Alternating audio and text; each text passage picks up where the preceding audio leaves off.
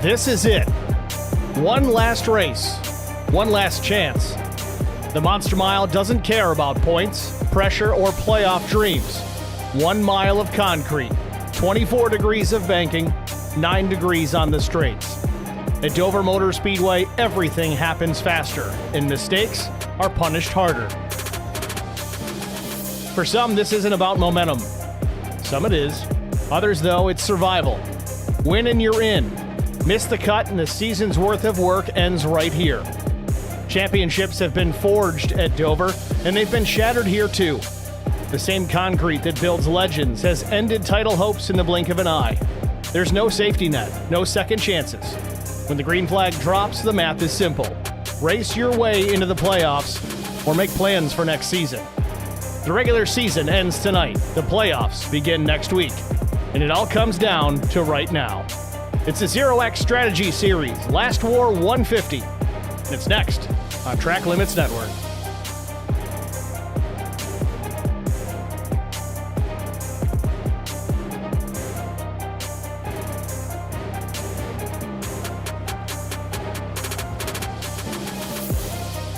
Good evening, everybody. Welcome to the virtual Dover Motor Speedway ZeroX Strategy Series Last War 150 final race of the regular season. Let's get into the race details for this evening. 150 laps the distance tonight, 150 miles, 65% fuel on board, 2 sets of tires over the wall, no fast repairs, 0 zip zillage, and 1 attempt at a green-white checkered finish.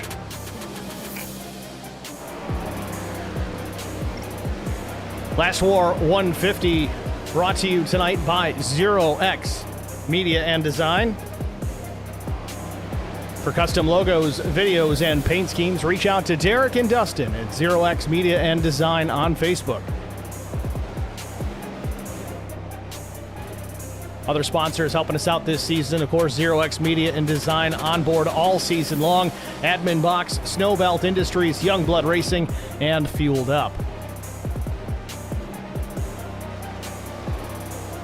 Practice underway here at the Speedway, just about wrapped up. Only about a minute remains in this session. Fast time so far, the 85 of Raymond Hanneman. Let me put on my surprise face. 22.637, the lap time for Hanneman. Jason Blaney second quick, then Brandon Moore, Tom Janikowski, and Wesley Jeanette, the top 5. Very tight times there in that top 5. Less than a tenth of a second separating first to fifth. So we'll see what kind of qualifying times we get here momentarily.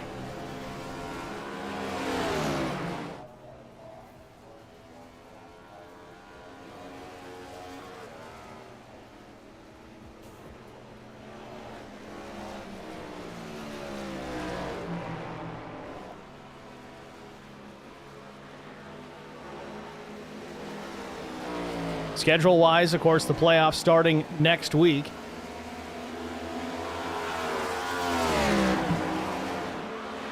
Michigan Speedway is going to be a fun one with these cars. It's going to run almost like a super speedway. Going to be a lot of drafting involved. We'll have to see how much of that dirty air plays havoc on some of these drivers. We did see some of that at some other of these intermediate racetracks, Michigan being a little bit bigger, but Old Atlanta coming up after that, then Talladega Super Speedway. We go to the Glen in February the 24th, then off to Darlington, the Lady in Black, Charlotte Motor Speedway, then to St. Louis at Gateway, and then Nashville to close out the championship this season. Qualifying getting underway here. Ken Lowry out on the Speedway.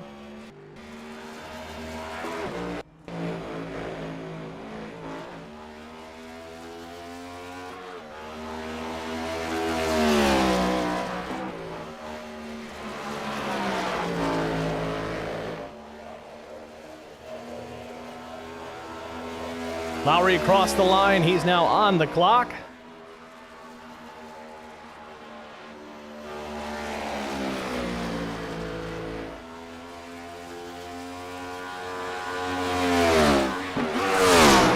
Big downshift there into turn number 3 for Lowry. Going to likely see that a lot here tonight with these Gen 7 cars. Lowry across the line, lap 1 in the book, second quick, 22.852. Hanneman was fastest, but now Brandon Moore goes P1, 22.650.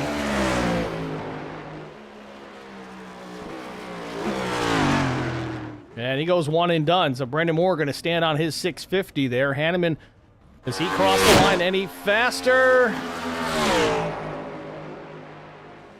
And might have got the wall there. Only lap counted for Hanneman is that first one.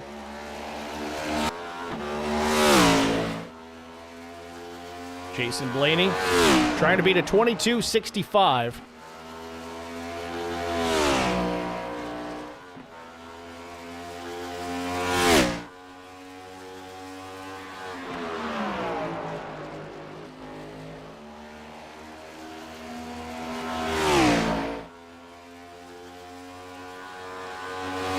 Blaney heading down into turn number 3. You can see how quickly they get around this 1 mile concrete oval. 22 seconds, that's getting it. Blaney across the stripe here. Where does he land? Second quick, 22.704. Lap 1 didn't count for one reason or the next. Maybe some contact with the wall. Now to Tom Janikowski, the number 93. Fifth quick so far. Does he improve on lap number 2 as he rolls down the back straightaway?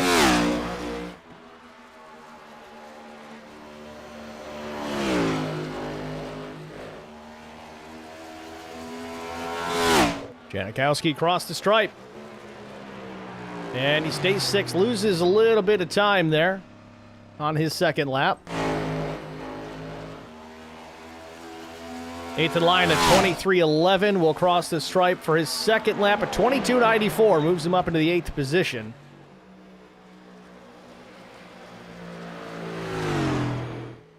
With a couple of minutes left in the session, still some drivers yet to get a time locked in. Michael Thorne, Carson Youngblood, Jim Treat, Matt Sisler, Chris Pieria. Sisler on the racetrack.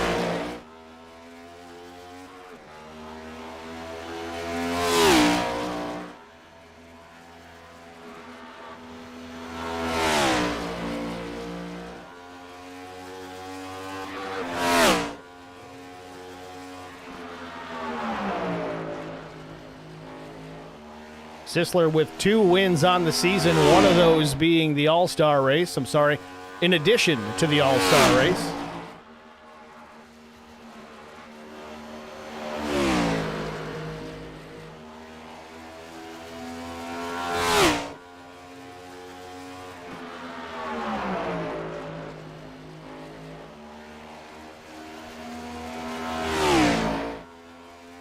Sisler off turn number 2.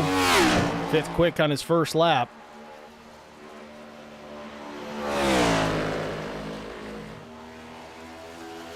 Brandon Moore is still top time with a 22.65. Sisler across the stripe.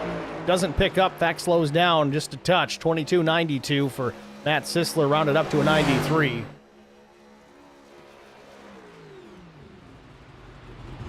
Now, just to give you some tidbits of information here as far as the playoffs getting ready to get going here, the top 12 drivers in the standings will make the chase. Points for those drivers will get reset with a 2-point buffer, basically meaning 2,000 points for the leader, then further on down, 2 points less, 2 points less, so on and so forth. Drivers that have a win will have a 3-point bump for each win that they've got in the regular season. No drop weeks for this, so every race does matter. Now, fun little caveat to it, if a driver outside the top 12 has a win, but has a minimum of 5 races started, top 12 will stay the same, but that driver will be added to the playoffs as a 13th driver. I guess we'll call that the Jeff Gordon caveat. Qualifying complete here at Dover Motor Speedway. Let's take a look at it. Our starting grid on the pole position with a lap time of 22.650 seconds from Fueled Up Motorsports. It's Brandon Moore. On the outside pole, making it a Fueled Up 1 and 2, it's Jason Blaney. Missed it by 53 thousandths of a second. Second row will be Raymond Hanneman and Chris Cornett. Row 3 will be Matt Sisler and Wesley Jeanette. Row 4, Tom Janikowski and Carson Youngblood. Row 5 belongs to Kenneth Lowry and Nathan Line. Old Johnny D. Johnny D. Pasquale will start 11th. Austin Walton will roll off 12th. 13th starter, it's a 72 of Chris Stange. 14th belongs to Blake Hochschild. 15th, Jackson West. Vincent Short from Track Bar Motorsports will start 16th. 17th starter, it's Scott Stockel. 18th is Jason Aranchak. 19th starter, it'll be Don Canwright. I don't know why I keep doing that. 20th belongs to Tommy Pulte. Ben Smith, 21st. Kerwin Marshall, 22nd. Juan Linares will start in the 23rd spot. Darren Jones, 24th. 25th starter, it's Jim Treat. Michael Thorne will start 26th. And shotgun on the field in the 27th position, the ZeroX Sim Racing number 13 of Chris Pieria. Your starting grid from Dover Motor Speedway to Last War 150, presented by ZeroX Media and Design. Field getting ready to roll off of pit road here momentarily.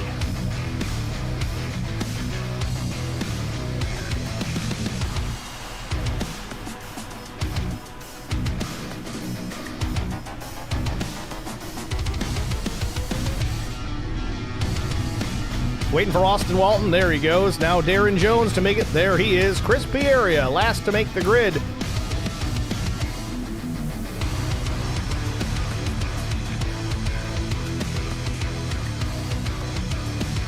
Trying some new settings here tonight within OBS and graphical. If there's any issues, don't hesitate to let us know there in the stream chat if things are giving us any kind of problems or anything of that nature, whether it's clipping or stuttering or freezing or just the quality's terrible, whatever it may be. We've had some problems here with Pro Sim Racing Alliance the last couple of races or attempts to cover their race, but I think we got it cleared up. Should be good to go here tonight. Field out on the racetrack off turn number 2, getting ready for the start here at Dover. Let's take a look at the race details yet again. 150 laps the distance, a 65% load of fuel, 2 tire sets over the wall, 0 fast repairs, and 1 attempt at a green-white checkered finish. Only if we need it.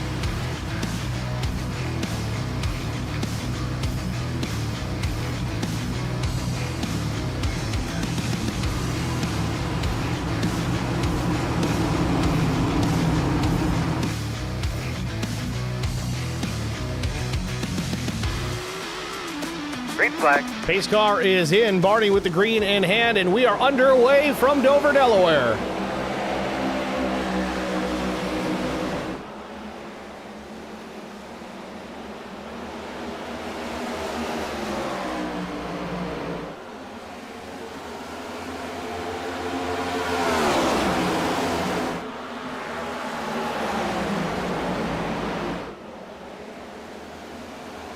Randy Moore will lead the field off turn 4 and cross the stripe first, but Jason Blaney rockets to the outside looking for the lead.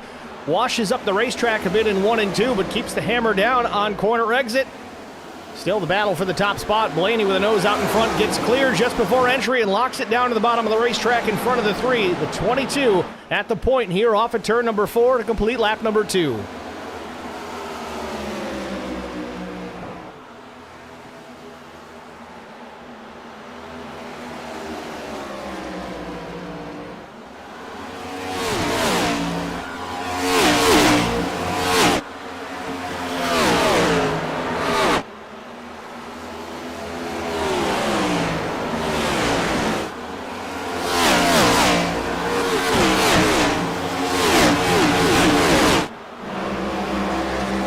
Quickly has dropped a few spots, a couple spots back to P3 as Jason Blaney and Raymond Hanneman now occupy the top 2 positions. Blaney just running laps here, trying to settle into a rhythm at the front of the field.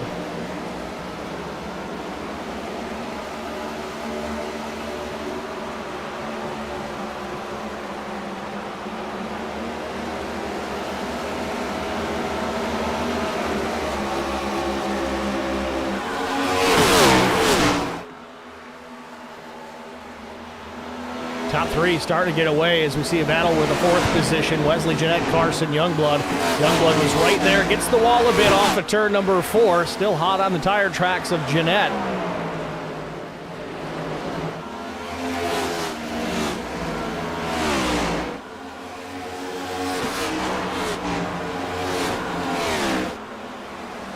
Carson running it deep into the corner, closes the gap on entry, but on exit it seems that Jeanette has just a little bit more drive off. Youngblood in the fence again, trying to get back to the power at the same time as a 74. That's hard to do when you drive it so deep into the corner. You cannot match the exit speed of the driver that backs up his entry. But now you see Youngblood will get to the outside of Jeanette as they roll into turns 3 and 4. Youngblood up top in that black and red number 16.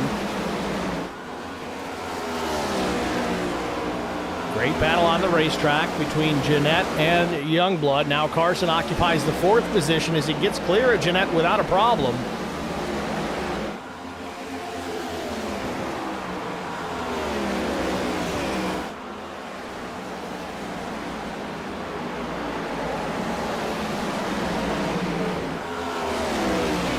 Ooh, Jeanette scrapes the wall just a touch there. Nathan Line back in the 7th position. Chris Stange hunting the number 38 machine. Stange on rails right now, up 5 positions. Could have said the same thing about Austin Walton. He's up 6 spots from the drop at the green flag, only 9 laps to go.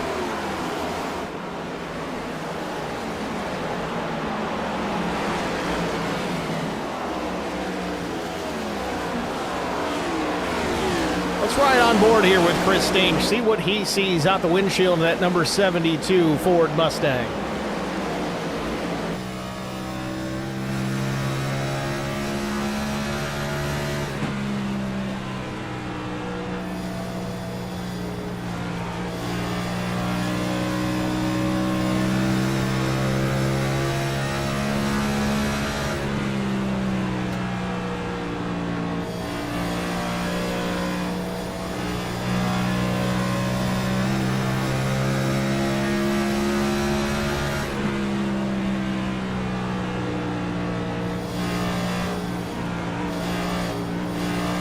Stange working the throttle quite a bit mid-corner there, trying to get that race car to turn.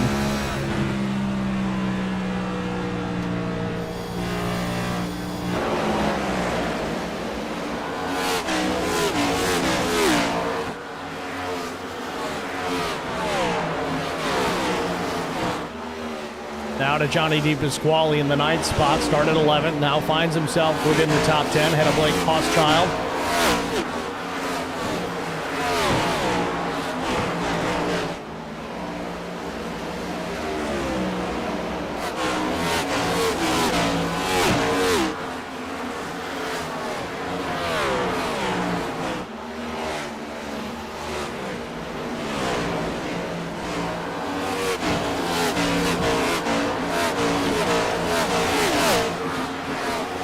Vincent Short up 3 spots, now in the 13th position behind Tom Janikowski.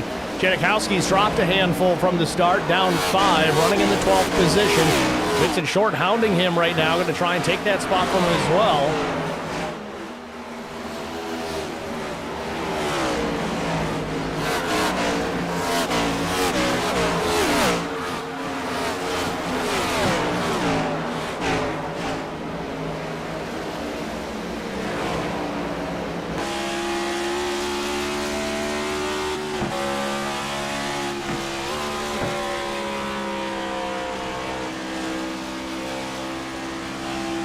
Interesting note here as you're right on board with Vincent Short. Let's listen to his throttle work in the middle of the corner.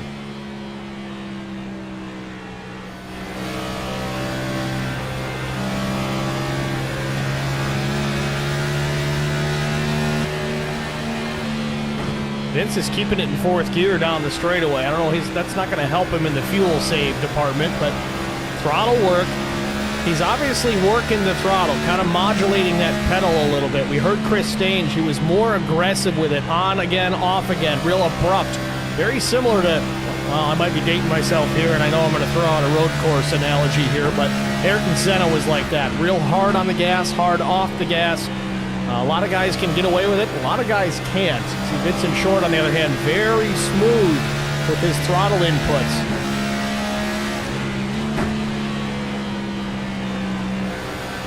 Gently back on the throttle. You don't want to be too aggressive with it. Big check up there to not wash up the track into the 93.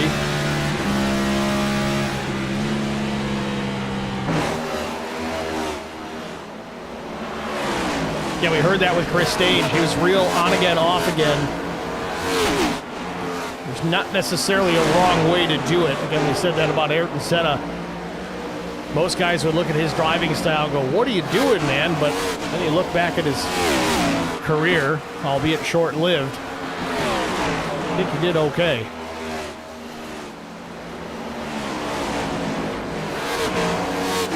Back out front, Jason Blaney still in command. A just under 0.6 of a second advantage back to Raymond Hanneman. Brandon Moore, 1.3 back from the lead, then Youngblood fourth, Wesley Jeanette fifth. 20 laps in, again, a 65% fuel load. Dustin, if you're out there listening, if you know what that fuel window in the lap count is, let us know. We do appreciate that. We got T. Kangas in there, says Ayrton Senna with the championship trophy. Gotta love it.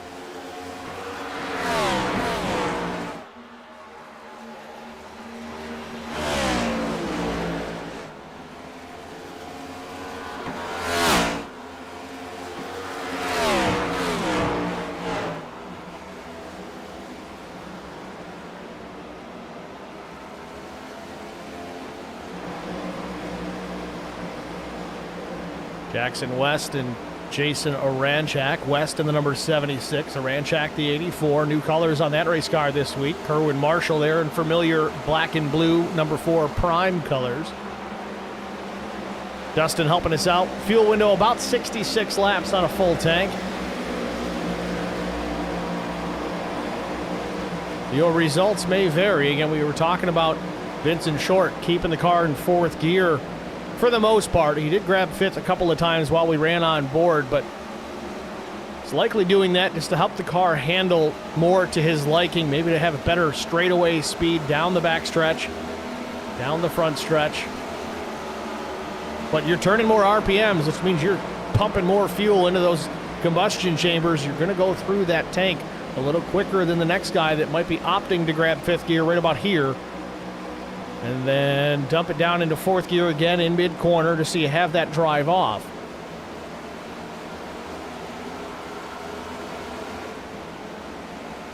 Tommy Pulte running in the 19th spot, only up 1 position, but forward progress is forward progress, though Scott Stockel right there on the back bumper of the 26. Pulte in a Snowbelt Industries colors as the caution comes out, and it looks like maybe Austin Walton in trouble. Indeed, that is the case, facing the wrong way here on the entry to looks like turn number 3. So yellow on the Speedway, the first of the night. Nice solid green flag run before we got to this point. Let's try and figure out what happened here with Austin Walton.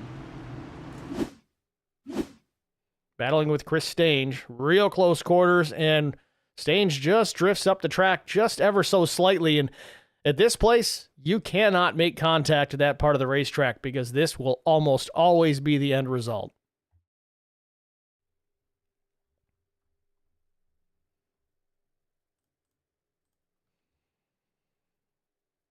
Near miss there at the end. I didn't catch which car number that was.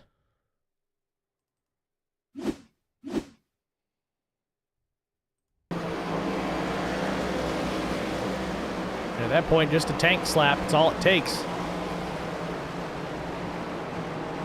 Self-cleaning racetrack, evidenced by that right there. Pit stop's underway. Hanneman and Blaney going to drag just about everybody down pit lane.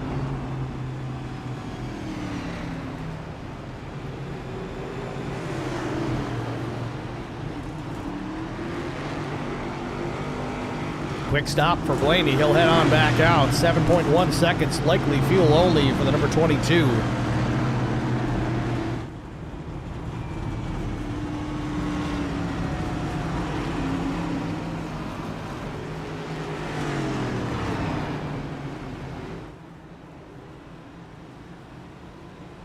It does appear Jackson West had a moment there during this caution too. I don't know if he was just checking up too hard. We'll see if we've got a video of it.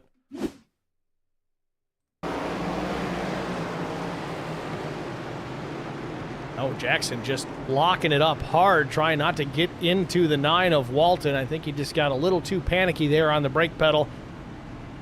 Car came around, and he's going to have some right front damage after that one.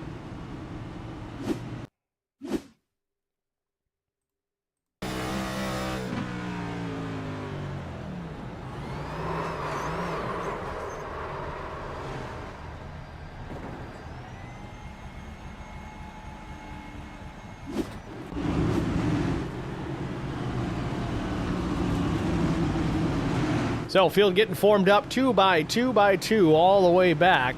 Pace car lights are out, which means we are ready for the restart. First restart of the night as our drone flies through the crowd.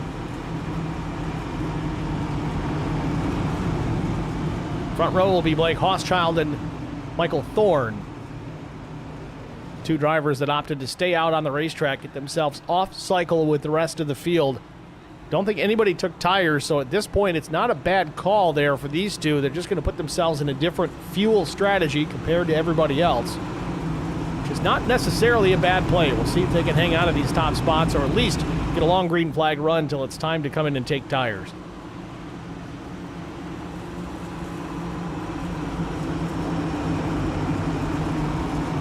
Hochschild will be the control car as they come back to start-finish.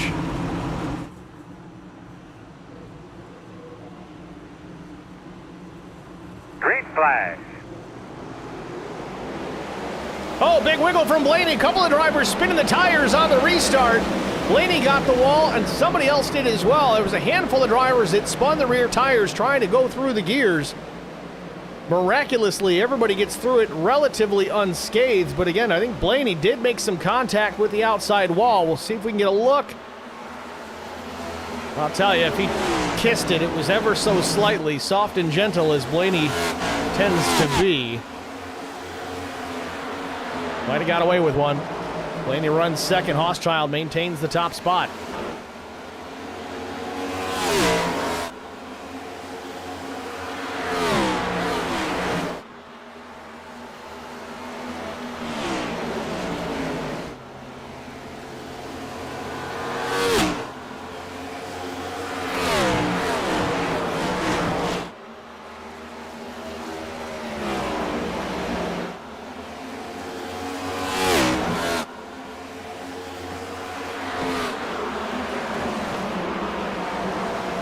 So it's Hochschild, Blaney, Brandon Moore, Raymond Hanneman, Chris Stange, your top five. 31, now 32 laps up on the timing tower.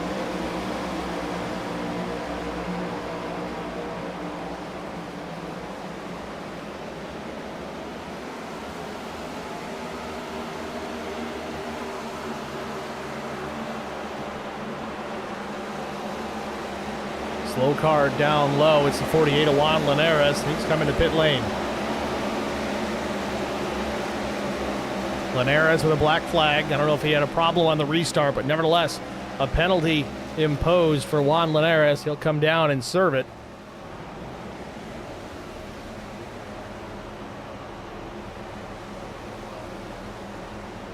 Agonizingly long wait here. If it's 40 seconds, that's at least 2 laps. Plus, you're coming into pit lane, then you got to get out of pit lane. He could lose as many as 3 laps here. That's going to be a hard one to overcome. Hochschild still with the race lead, but Blaney running him down and drives it way deep into turn number 3. Closes the gap to about 3/4 of a car length. Will not be long before Blaney reasserts himself into the race lead.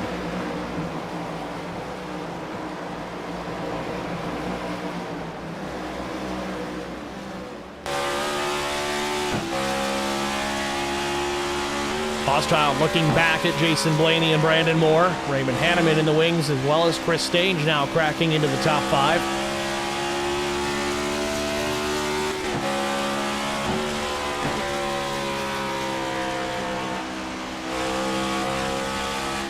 And there we do see some damage on the right front of the Blaney machine.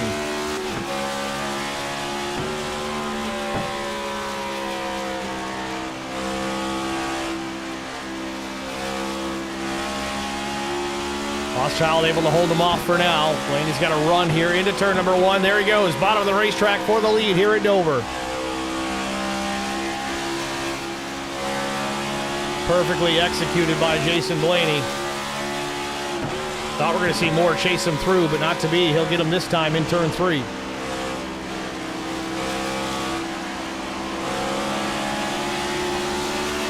So Hochschild shedding some positions as now Hanneman goes to the inside and will take the spot.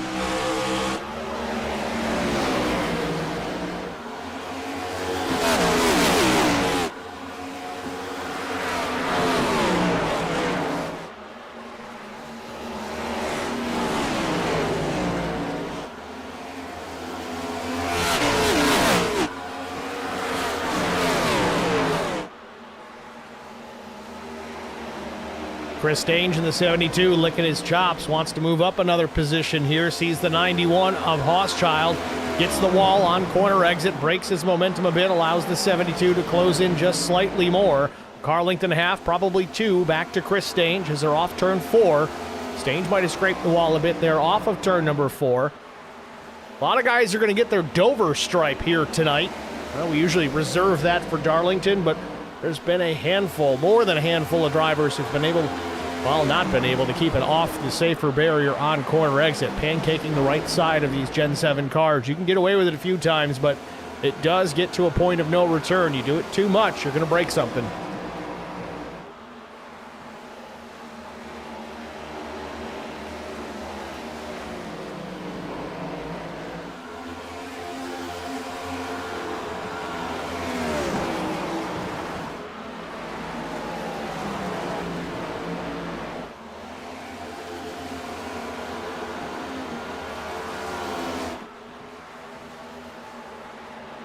Blaney has a very fast race car, and it doesn't appear that the damage to the right front's hurting him too terribly bad.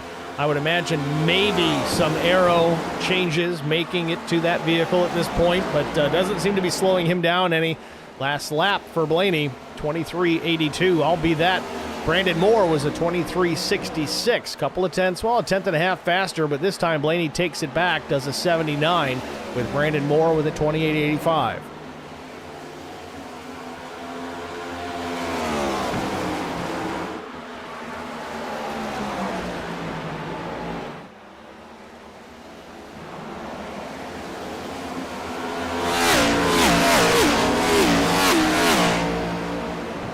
Top 5 really checking out here.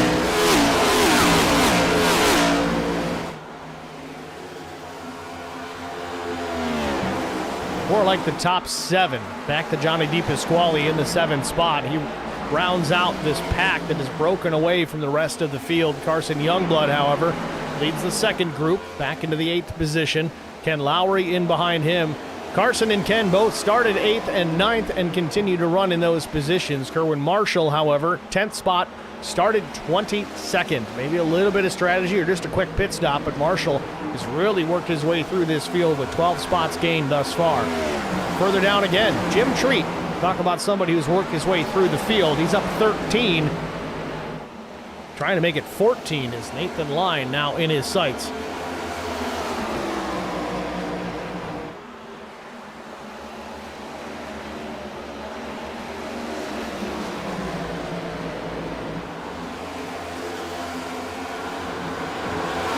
Chris Cornett in that black and red, number 88, and Vincent Short's in the wall.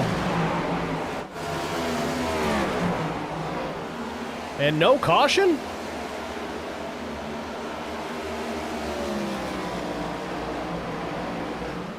Did he straighten that thing out? That's incredible. That was good enough. I got to rewind it because I don't even have a reference point to click back to, unfortunately. So we'll just see how this one unfolded. I don't know how he didn't hammer the wall. Watch it here.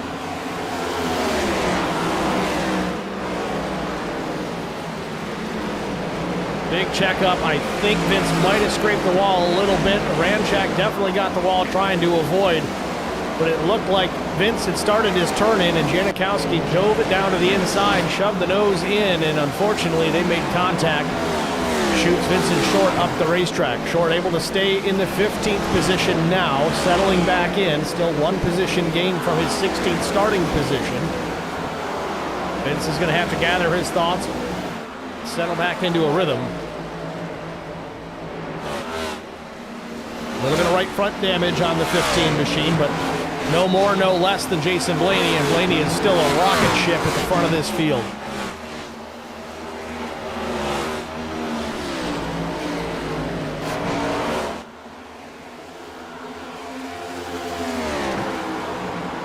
One-third distance here at Dover Motor Speedway. Blaney is showing off to be the fast car tonight, the driver to be beat so far. We'll see if strategy comes into play. Speaking of strategy, let's talk about Matt Sisler. Not really a front runner right now. Again, a couple of wins on this season, but trying to find him up through the running order. Sisler back in 25th, no longer on the lead lap. Not sure what happened there to the 31, but certainly not the night he was looking for. He is 2 laps down.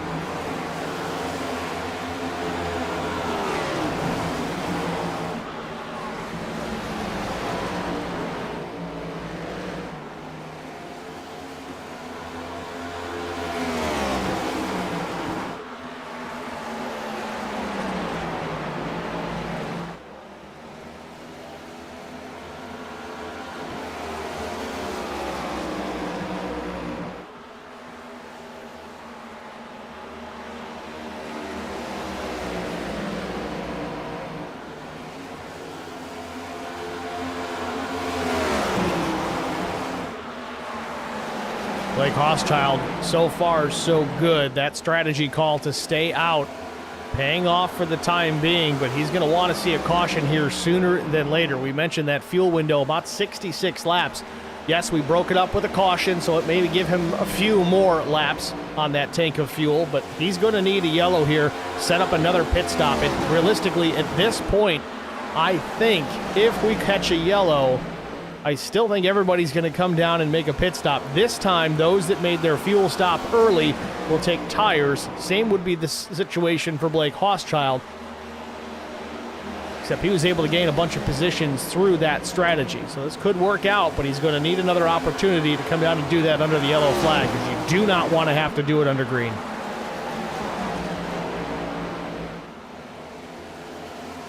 So Dustin in the chat says he had a bug, disconnect, and cost him a set of tires, is what he said on the radio. Dustin, remind me who you're talking about there, just because we do have a bit of a delay from sending the stream to space and then everything coming back to me. And there's the caution that Hochschild needs.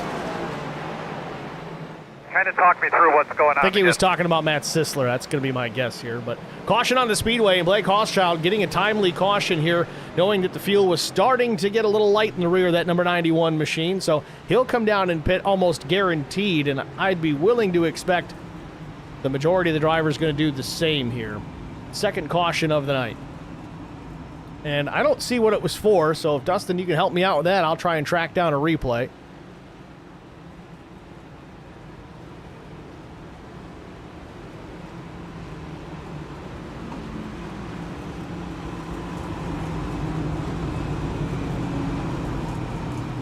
Nevertheless, second caution of the night here at Dover Motor Speedway. Lap 56 about to be completed.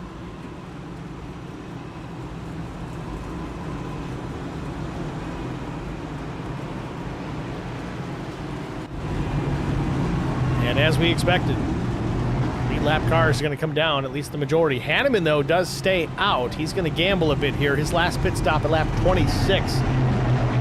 So splitting the strategies here slightly with the fueled up motorsports driver. I just don't know if that was the plan, and it seems that everybody else is coming down to pit. So I don't know how this is going to work out for Raymond Hanneman.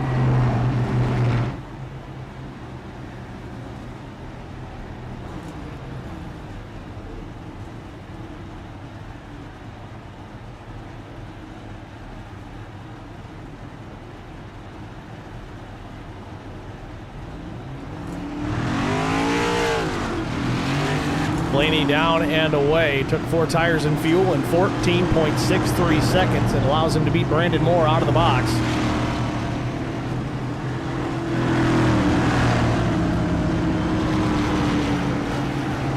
Sisler still sitting in pit lane, 23, 24, 25 plus seconds, and he rolls out. Maybe some damage to be repaired on the 31 machine. Nathan Line, lap 55 was the point or the issue for our caution. So let's see if we can catch the replay here on the 38 machine to put us under the yellow flag for the second time tonight. Oh, Short gets into the back. I don't know if he was just off the pace. Short had a big time run. We'll back this up a little further. Oh, now Line gets the wall. 3 wide at Dover. That's scary, and that's why.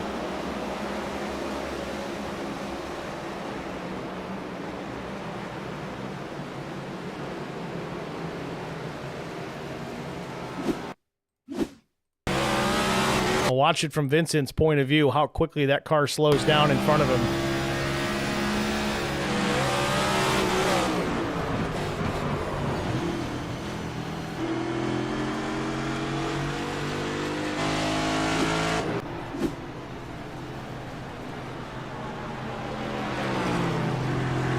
So we're lined up 2x2 yet again here. Pace car lights extinguished. We're ready to go back green flag racing the next time by, half a lap away.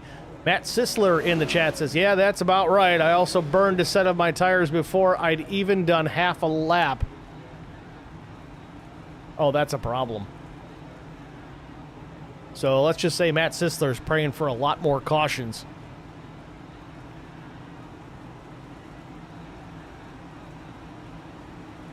Pace car makes the left turn down pit lane. We're ready for the restart here at Dover. Front row will be Hanneman and Blaney, but Hanneman out there on his original set of tires trying to save a set. Only got 2 sets to work with tonight, but the green's back in the air. Hanneman gets the jump on Blaney. Everybody a little bit more cautious this time as to not spin the tires.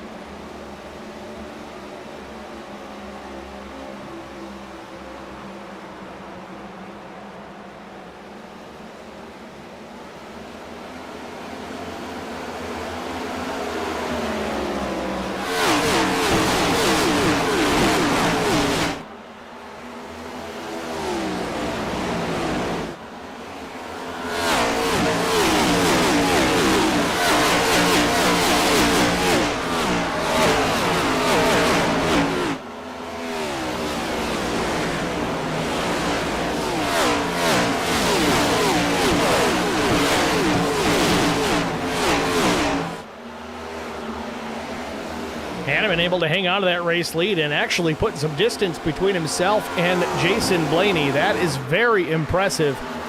And Blaney took a fresh set of tires on this pit stop. Last lap was a 23.31 to Hanneman's 23.08. Just got to wonder if clean air is really that important here at this 1 mile concrete high banked oval. Certainly seems that way now as Hanneman doing a great job keeping the lap times down and the distance large between him and second place.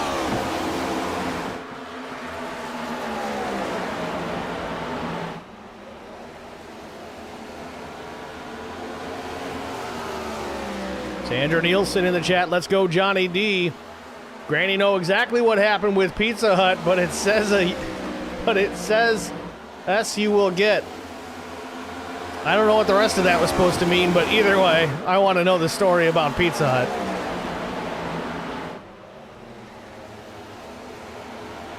Oh, she deleted it, and she's going to retype it. I already read it, Sandra. Sorry.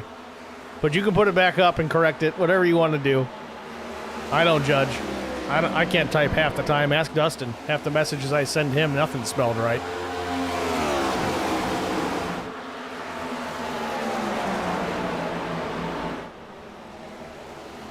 So Hanneman's still out in front. Lap times equalizing between the top two. A couple of hundredths between them right now. I think it may just be a matter of time before Blaney can run him down and put the pressure back on the 85. The problem for Hanneman here is if he does start to get past, starting off, of course, with Jason Blaney, it's going to expose him quickly to Brandon Moore, Chris Stange, and Wesley Jeanette, because then he'll be in dirty air and having old tires. Could become problematic for the 85. But other side of the coin, it's still early. We're still shy of halfway, and Hanneman still has both sets of tires available.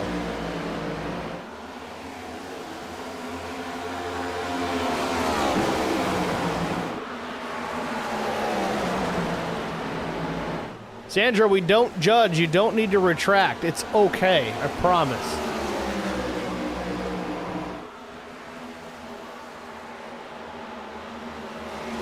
Dustin says, that's okay. I'm used to the bad grammar and messages. I'm good at solving puzzles. Yeah. It's like my own private language.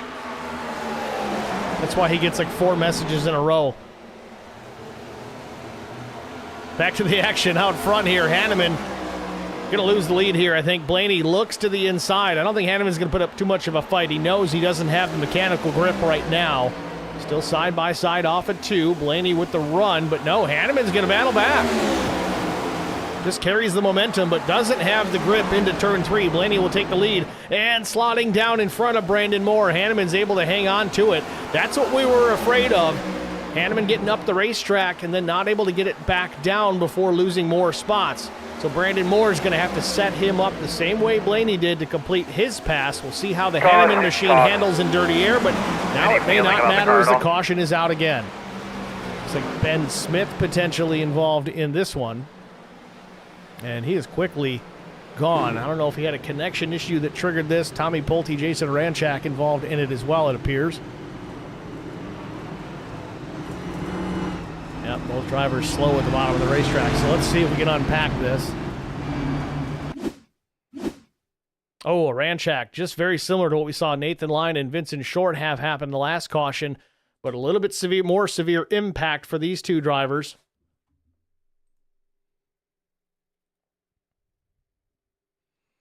I don't see where Ben Smith was involved. Let's see if this is a separate issue entirely. Oh, Nathan Lyon got the fence again. Yeah, two different incidents on the racetrack at the same time, but very similar results. Lyon goes up the track, pounds the outside wall, breaks his momentum, and then Ben Smith just kind of runs into him.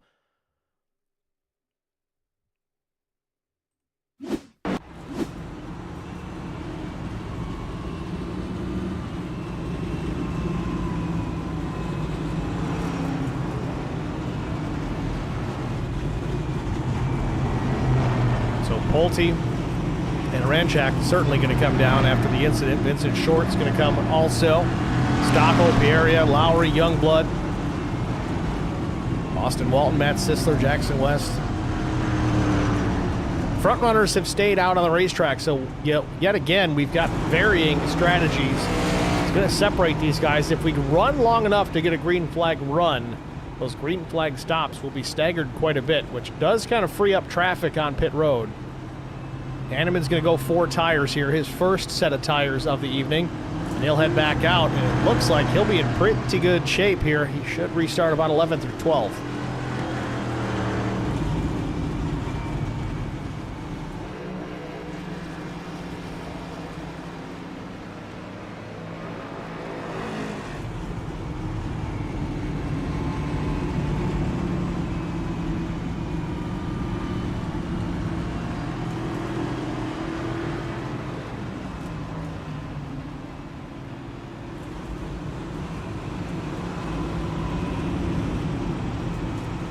So the front runners here, the top two when we go back green, it'll be Jason Blaney, Brandon Moore.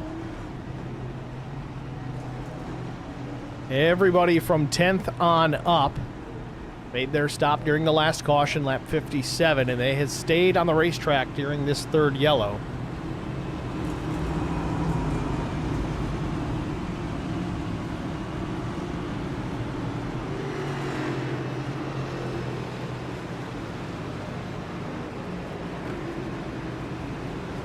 .73 laps in here at Dover. Jason Blaney is your leader. We've had 3 cautions for 9 laps.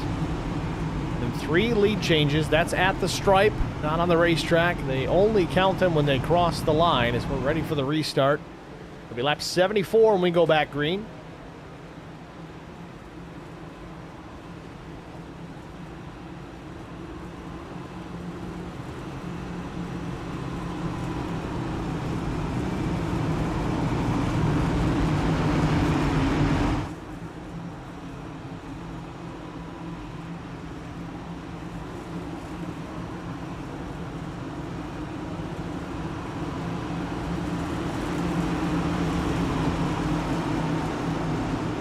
Pace car to pit lane. Green. Nice tight top 10 there. Green flag back in the air. Looks like everybody gets away clean again, mindful of the potential to spin the tires, especially within that top 10.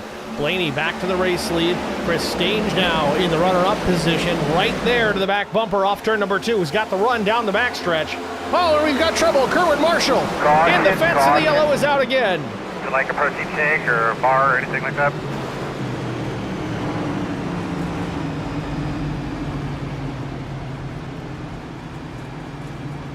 So midway down the backstretch,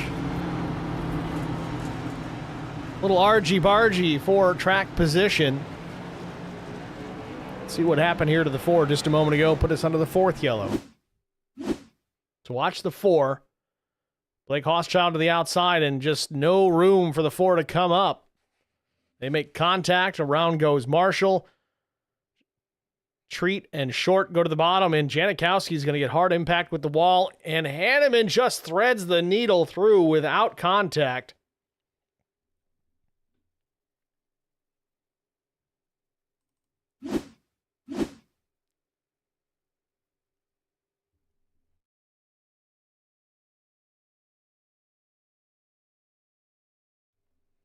Oh, Jim Treat just missing it by a couple inches, too. But here comes Hanneman into this. 3 cars involved in front of him, and he just narrowly escapes disaster.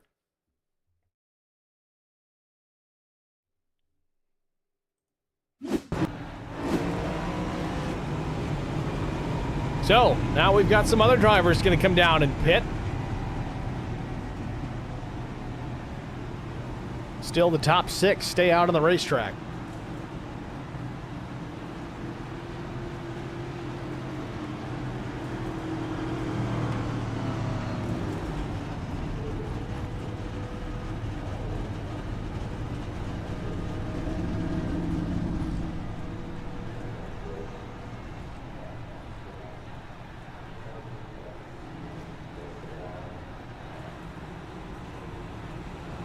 So we'll set this up again.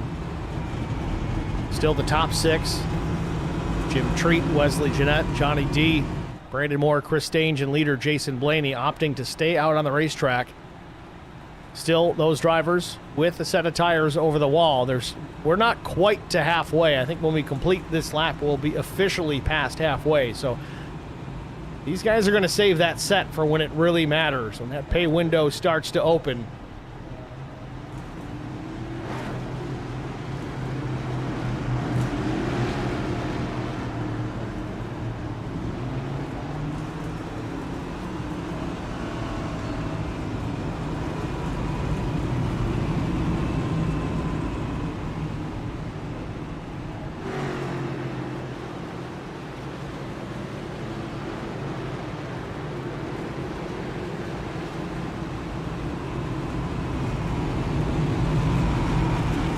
Not going. Yeah, we got trouble on the backstretch. Tommy Pulte with a problem while under the yellow flag. It's going to delay the restart here. Something happening to the 26, and he's got some pretty significant damage.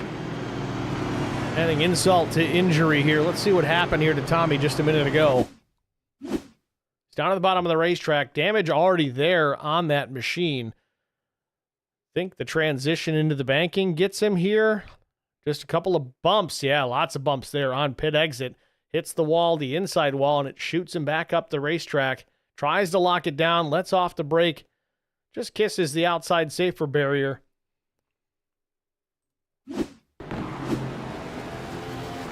That'll get us squared away here for yet another restart. Lights are back on the pace car, so we should see them go back out as they cross the stripe.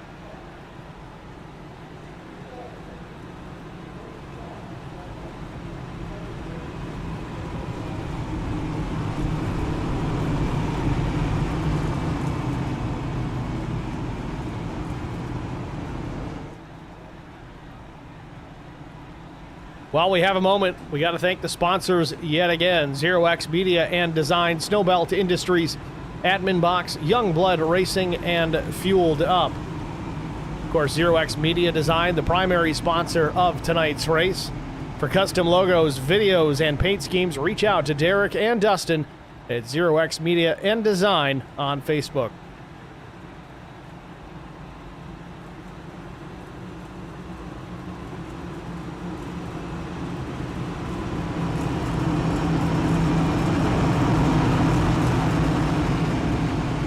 All right, let's try it again, shall we?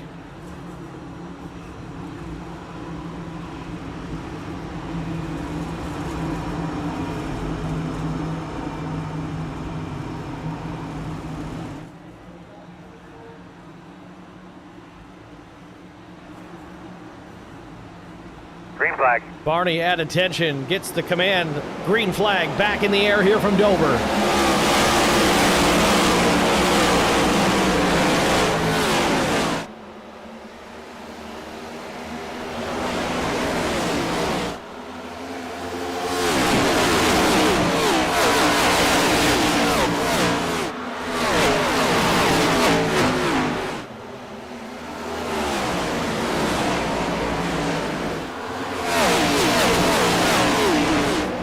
Leads him back around. Now Hanneman to the inside of Vincent Short. 4 position. This would be for P7. Short out there with similar tires of Hanneman, but Hanneman's been on rails tonight. Can't get the job done just yet. Keeps it alongside into turn 3. Drives it in deep. Thought Youngblood was going to make it 3 wide for a minute. Everybody thought better of it, but Hanneman completes the pass. Moves him back up into the 7th spot as he continues to march his way back to the front. Hanneman on rails, going around the outside. Now he's mixed into traffic with drivers on older tires. These guys pit in lap 57 for their tires. So Hanneman out there with a clear advantage, and now he swaps lanes, gets to the bottom on Wesley Jeanette. Coming to lap 82 here from Dover. We are past halfway. We're going to step aside here in a moment as Hanneman now jumps up into the 5th spot with Johnny DePasquale in his sights. We'll step aside here. Stay with us. You won't miss a moment. We'll be right back.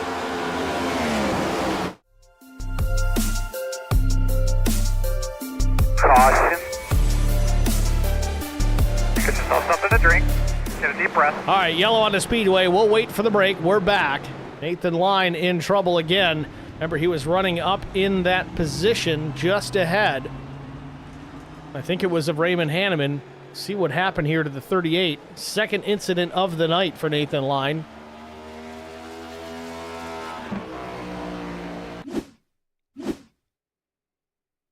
Now, Line was further back in the pack, but just goes up the racetrack. Hochschild was there, not clear for the 38.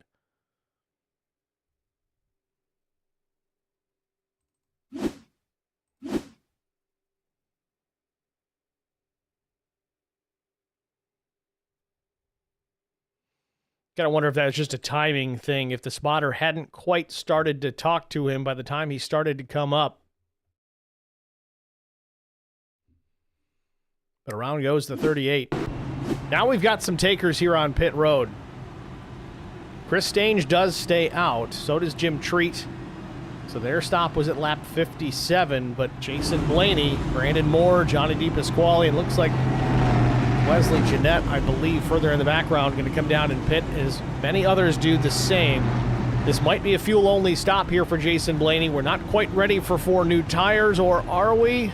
No, fuel only for Brandon Moore as well.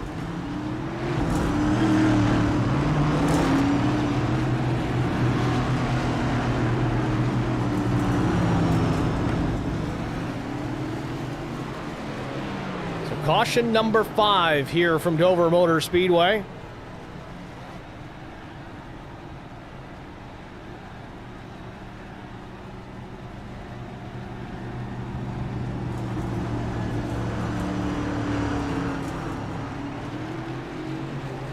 Tom Janikowski reporting into the stream chat says about 4 minutes of damage. Yikes.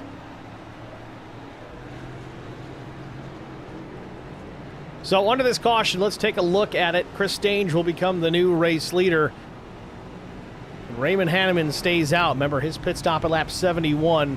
Not quite that long ago. He'll be second. Jim Treat, Carson Youngblood, Scott Stockel, the top 5. And Chris Cornett, Jason Blaney, Brandon Moore, Johnny DePasquale, and Vincent Short, the top 10.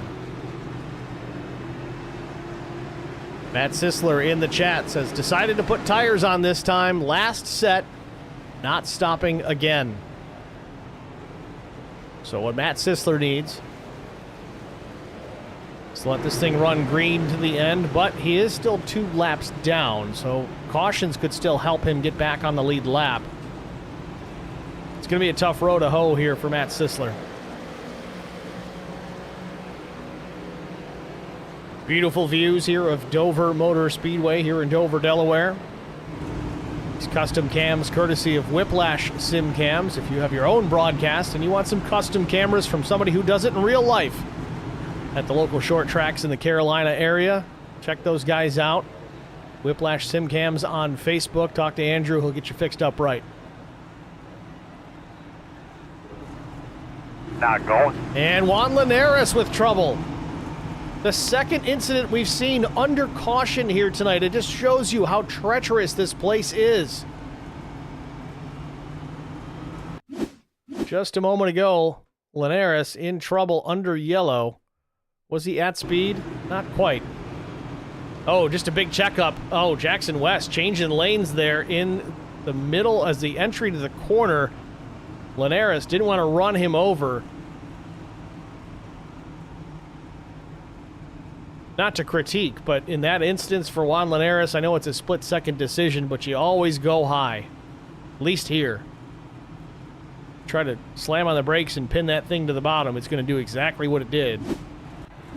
Luckily for the 48, though, no contact with the wall. Not going. And we're going to wave off the restart again. Yellow. Trying to get the lineup correct. So we should get the one to go as we cross start finish the next time by. Again, trying to get everybody caught up and have a proper restart. Some leagues don't do this, and I'm really glad that this one does. Got a live admin up there, Dustin with the eye in the sky, taking a look at things, making sure everybody's where they need to be.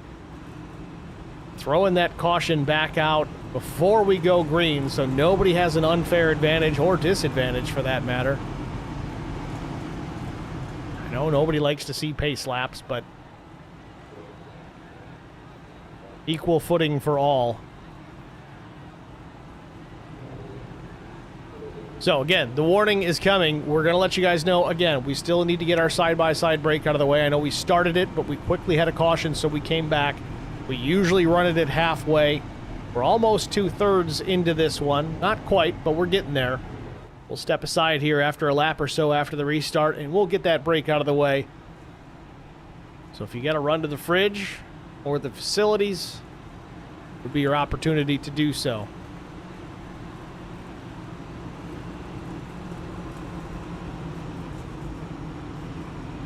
So now, Stange and Treat took their tires at lap 57. Watch those guys on the restart. Make sure they do not spin the tires. Nobody's immune to it. We saw Jason Blaney spin them on that first restart that we had. Others did the same. Got to be easy on throttle when they come up to speed when we get the green flag. So just pay attention to the number 72 in the 367. Two cars on the inside lane, 1 and 2.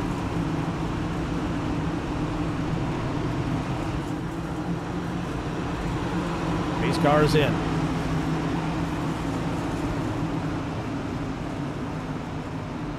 Stange waiting. Green flag back in the air, and there we go. Smart move by Stange. Wait till the very end, and Stockel spins the tires just a bit. That'll open the door for Jason Blaney. Oh, into Brandon Moore, up the racetrack in front of Vincent Short, and we got another caution. Nope, maybe not. Everybody continues on. No need for a yellow there, but Brandon Moore is going to be shaking his head about that one. Back out front, it's Stange and Hanneman 1-2. They've broken away from the field with that issue on the restart for those behind him. Stange really running away here. Those old tires are holding up pretty well for the 72, at least for the time being.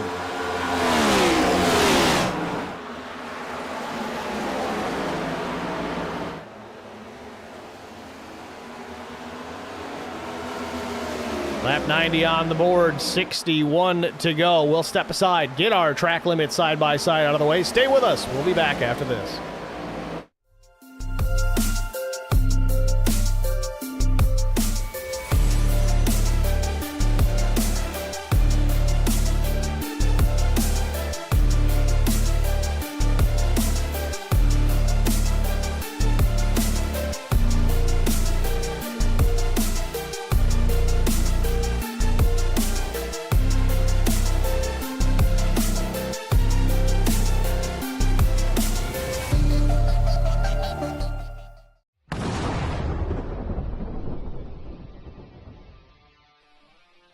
Spartan Transportation and Spartan Logistic Management is your one source for all your shipping needs. 53-foot dry van shipments, auto transport shipments, full-service in-house brokerage, drop-lot facilities, just-in-time deliveries to all auto manufacturers, facilities in St. Louis, Missouri, Kansas City, Missouri, and Indianapolis, Indiana. Spartan Logistics, LLC, proud sponsor of the IROC Series, Kyle Steffens UMP Modified and Silver Crown Driver, and Gordy Gundaker, World of Outlaws late model. Visit us at spartan-logistics.net or find us on Facebook.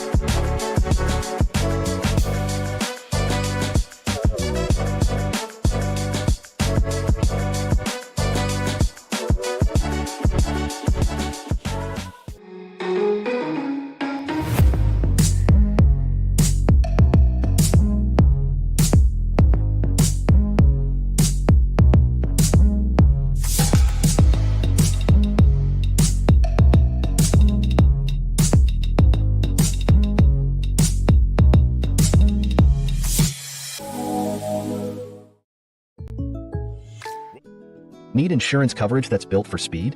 Frank Yea's office in South Charleston has your back. Whether you're blazing down the highway, protecting the home you've built, or setting up a legacy for your family, we've got the coverage you need.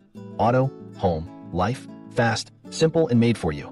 Scan the QR code on your screen now to explore all our services and start a free quote today.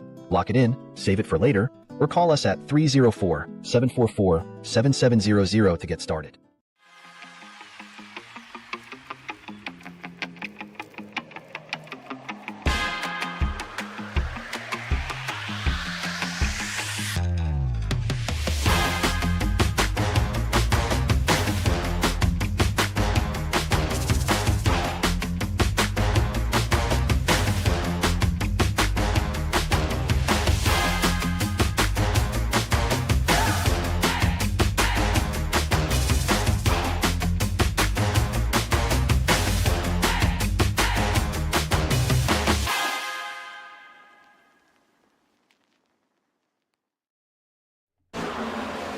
Back at Dover Motor Speedway, 99 laps on the board. Hanneman still leads over Chris Stange, Youngblood, Blaney, and Di Pasquale. I say still leads, but no. Hanneman took that spot away recently. Remember, he was out there with those fresher tires and knifed his way through this field.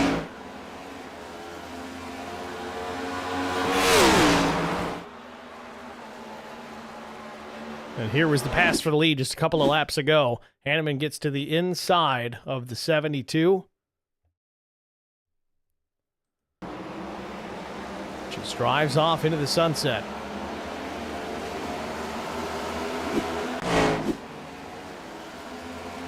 So Hanneman and Stange, a healthy margin back to third place, Carson Youngblood.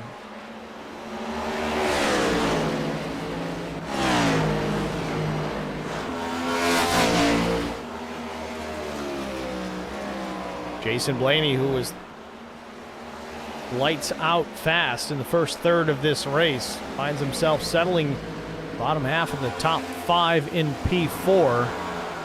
He went fuel only on his pit stop at lap 83. Still has a set of tires laying over the wall for his final stop.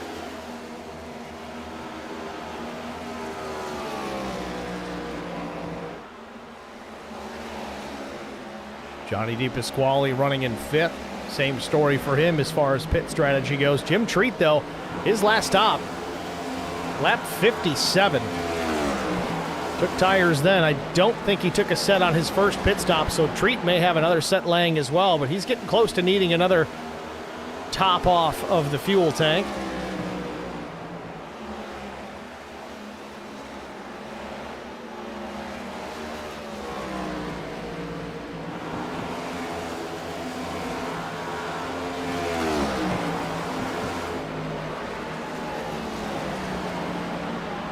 Treat at the same token here.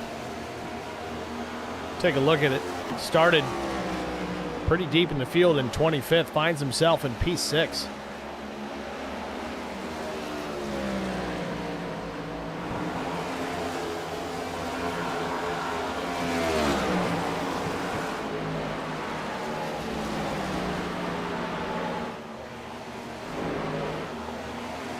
Chris Cornett, blank paint scheme and all, running in the 7th spot.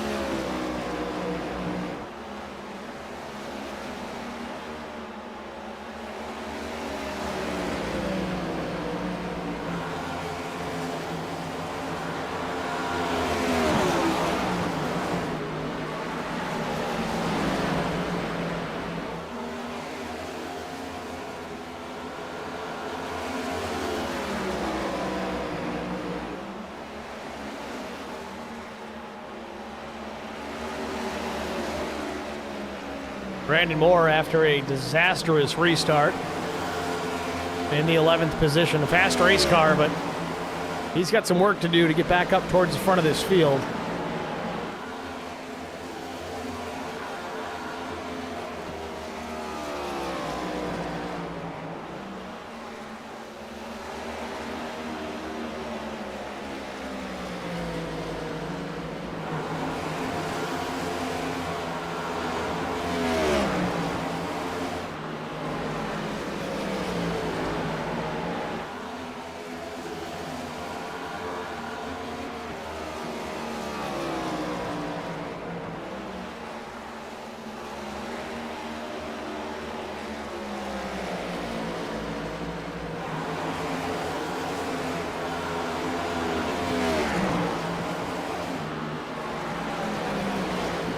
Got to give a call to Vincent Short here, running back in 13th, up 3 spots. He's had a rough night.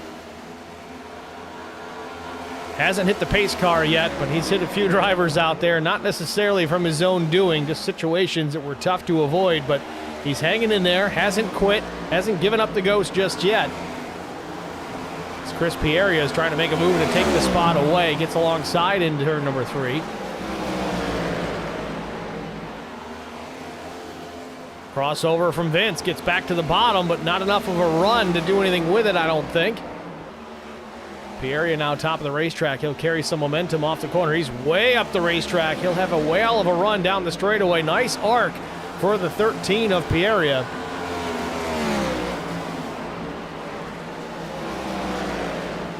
T. Kangas in the chat says the 3 of Brandon Moore making ground since the restart. We did mention that a moment ago. He's up to 11th, now 10th. He was 11th the last time we mentioned it, but now into the top 10, 112 laps in. Hanneman still out in front. Moore would really love to see a caution here. He's made 3 pit stops. I don't know if he's taken all of his tires, but that would make a whale of a difference. It's Scott Stockel now on pit lane. Likely his last stop of the night.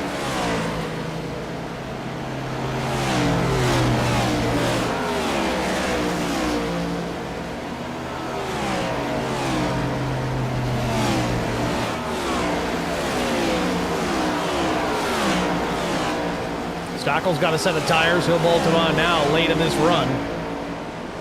And Vincent Short opting for pit lane.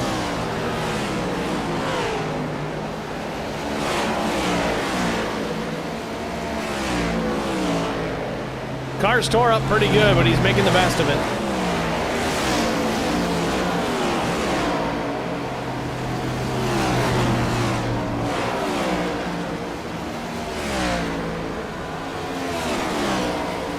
Short's got a set of tires laying too. Starting to get into our last round of pit stops here at Dover Motor Speedway. We did remember Matt Sisler said that he wasn't going to stop again. He's out there on his last set of tires, trying to stretch the fuel to the end, albeit he's running back in the 21st position, multiple laps down. Could get one back if he picks up the 20th position. And we catch a caution. He needs more than that. 2 down for the 31 right now. And I'm going to ride on board here Matt Sisler. He's in fuel save mode all over again. Just listen. On the gas, corner exit, big lift, lost the nose a bit. Now off throttle, clutch in, just coasting through turns 1 and 2. Hits the apex, back on the throttle again, lifts the clutch out. Running down the 217 of Darren Jones. Sisler now back into the top 20, shown in the 20th position, still 2 laps down. Now, with these pit stops, it's putting multiple other drivers' laps down, so that's going to cost him as far as being eligible to get one of those laps back if we catch another caution. So tough break for Sisler, but he's given everything he's got. Hanneman back out front. 71 laps was the pit stop. Lap 71 is when he pit last. Chris Stange still running in second. He pitted lap 57.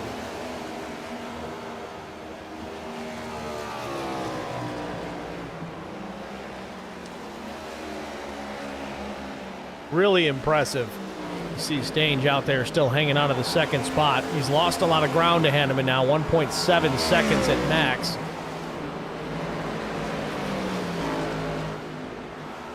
Hanneman off turn number 4 will cross the stripe and put us at 30 laps to go.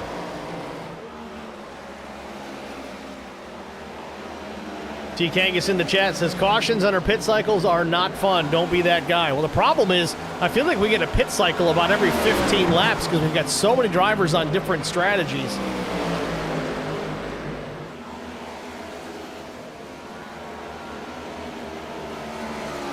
Just a lap ago or so, Chris Cornett in trouble. Let's see what happened to the 88.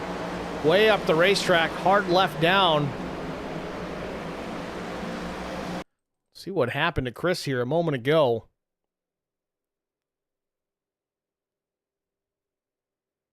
by himself. Turned down to, oh, he just chose to end it himself. Lucky he didn't bring out a caution. Speaking of don't be that guy.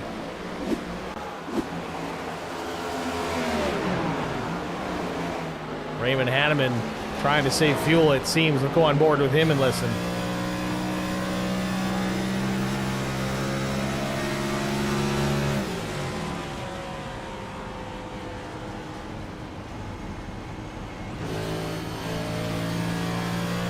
Yeah, he's doing the same thing. The lift and coast, 27 to go. I don't think he can stretch it to the finish, but he's just trying to shorten up that pit stop the best he can.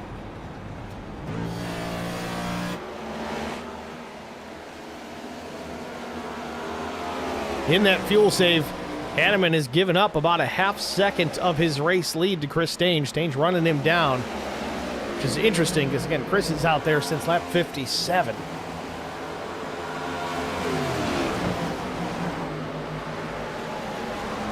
We got MSX Thena. I don't know how it's supposed to run together. I should say it probably a different way, but she says, let's go, Blake Hochschild, top 10.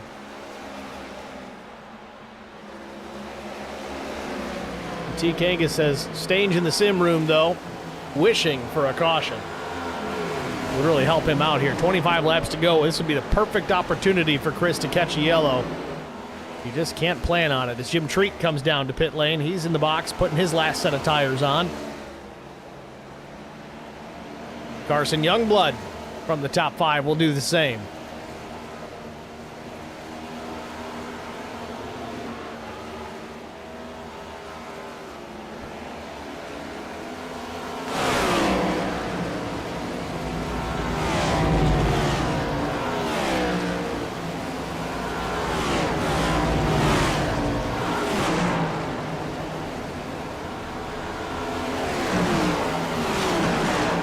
Youngblood's got a set of tires as well, so he'll bolt his final set on, and the question remains, when does Hanneman come down to pit? We know he's aggressively saving fuel now. Blaney now jumps up to the second spot as Chris Stange is in the fence. Trouble for the number 72 late in the race here at Dover.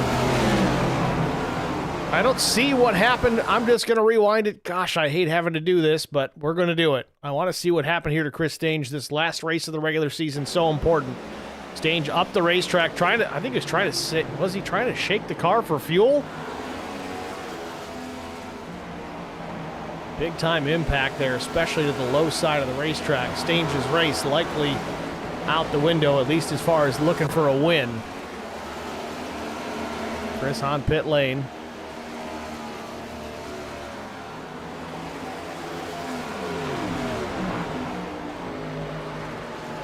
So that gives a whole lot more breathing room for Raymond Hanneman. Now 4.2 seconds back to Jason Blaney.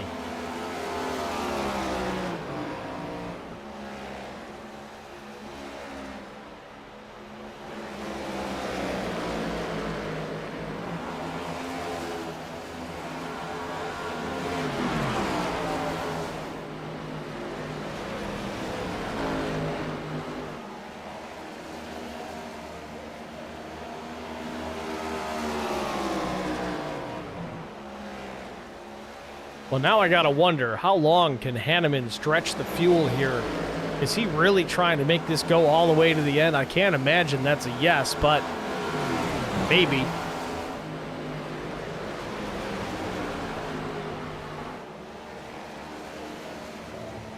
We got Ice 53, that's Cole Ansley from the PSRA. Says a lot of people, quote, needing a caution, if you know what I mean. Yeah, it seems that way, but what are you going to do? Didn't get him. Man, Hanneman way out of the throttle, even past the apex. I'm going to go on board again. Listen.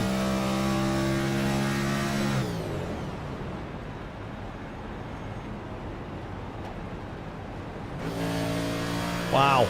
That is a long time to be out of the gas. Gets about halfway down the backstretch and he lifts.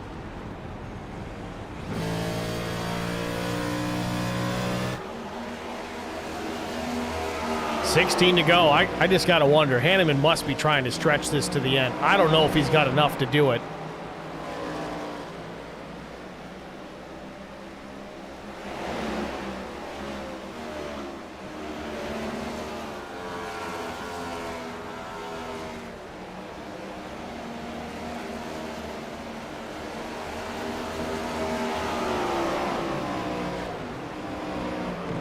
See the deficit back to Blaney has shrunk quite a bit now. It's under 3 seconds or right about there.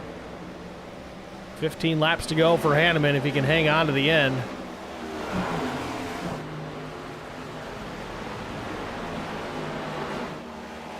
Hanneman's Mustang sounds like one of those E-Mustangs.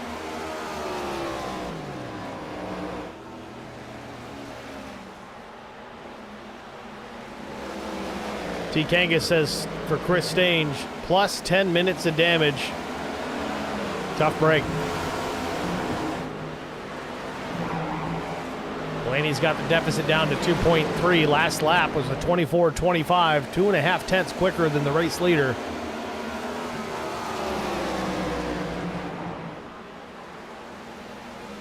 Johnny DePasquale, a couple car lengths off the back bumper, the 22 in third. Brandon Moore quietly working his way back through. The pit cycle has helped. His last stop at lap 83.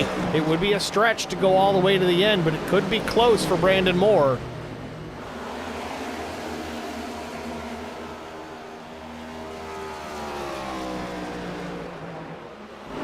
Blake Hochschild looking at a top 5 now as he's running in front of Wesley Jeanette. Jeanette with some nose damage to his number 74 Mustang.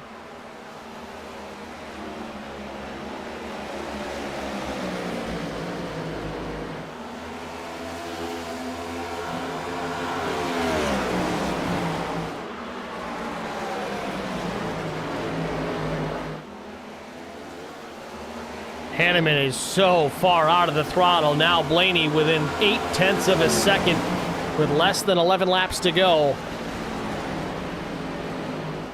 Jim Treat trying to work his way back around to get another lap back. Treat down 2, trying to make it 1 here. Goes to the bottom of the racetrack. Hanneman's not going to give too much of a fight here. Just let him go. Now he's got Juan Linares, the only car separating him from second place Jason Blaney. 9.5 laps to go here from Dover Motor Speedway.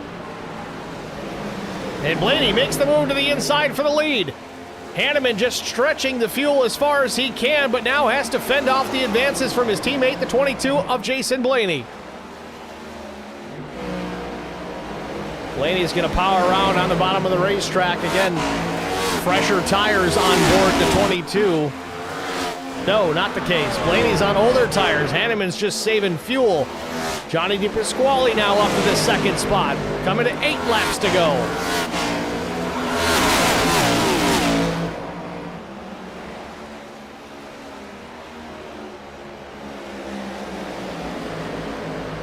Jason Blaney fired out of a cannon in the first 50 laps of this race. Hasn't sniffed the lead so much as then, but now back out in front. Coming to 7 laps to go. A narrow margin back to Johnny DePasquale. Raymond Hanneman in fuel conservation mode to the 10th power. It slipped back to 3rd, a second off the race leader's pace. Now to 4th as Brandon Moore jumps into a 3rd place spot. This has got to be agonizing for Raymond Hanneman. Still a set of tires parked over pit wall for the 85, and they may just not get any use.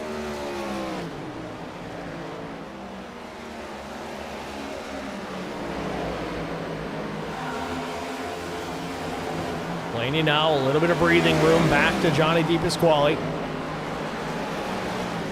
Last lap for Johnny D at 23.98. About a 10th and a 3rd slower than the leader Blaney.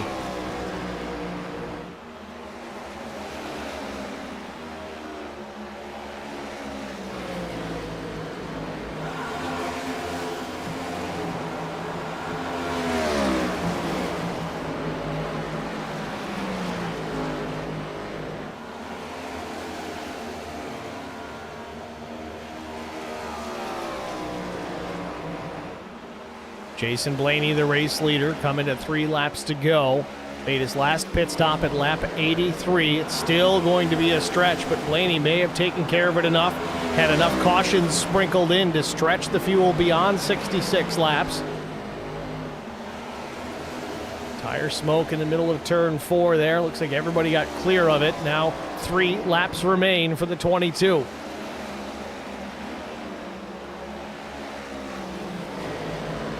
Ice 53 in the chance. His caution bubble for the 85 was 15 to go. Now he's got a ride, if he can even make it. Hanneman in pit lane. Raymond Hanneman having to stop here with just a couple of laps, almost a couple of laps to go. Hanneman just not enough in that fuel cell to make it to the finish. Blaney will cross the line. 2 laps remain, and Hanneman on pit road. DePasquale getting smaller in the mirror of the 22. A lap and a half remains.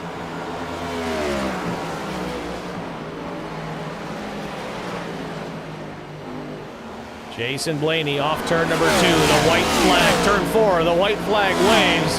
Final lap for Jason Blaney.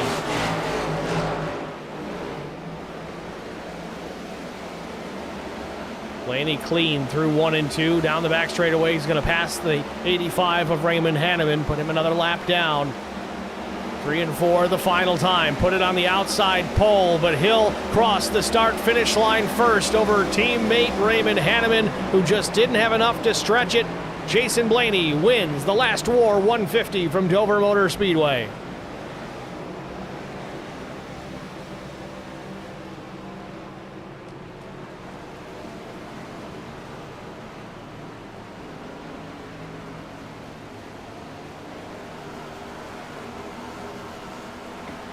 Johnny DePasquale will come home second. Brandon Moore parks it in third.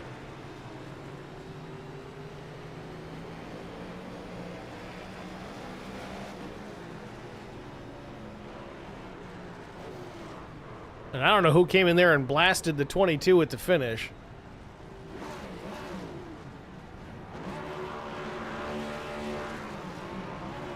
I think it was Chris Pieria.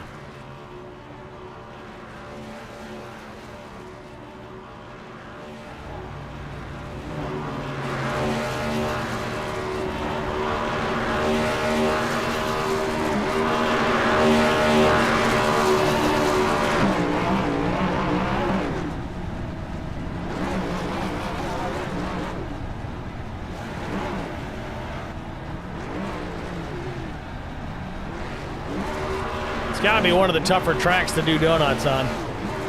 9 degrees of banking here on the straightaways. You're just going to wash you down to the inside wall. Jason Blaney parks it here at start finish. He'll pick up the win here at Dover. We're going to step aside here, get our final break out of the way. We'll be back with our top 3 finishers after this. Stay with us.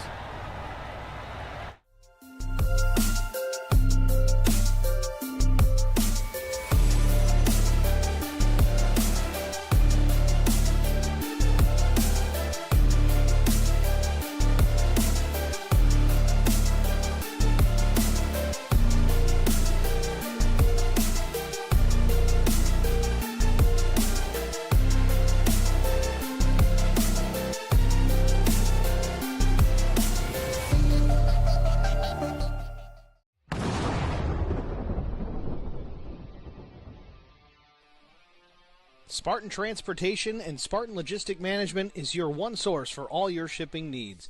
53-foot dry van shipments, auto transport shipments, full-service in-house brokerage, drop-lot facilities, just-in-time deliveries to all auto manufacturers, facilities in St. Louis, Missouri, Kansas City, Missouri, and Indianapolis, Indiana. Spartan Logistics, LLC, proud sponsor of the IROC Series, Kyle Steffens UMP Modified and Silver Crown Driver, and Gordy Gundaker, World of Outlaws Late Model.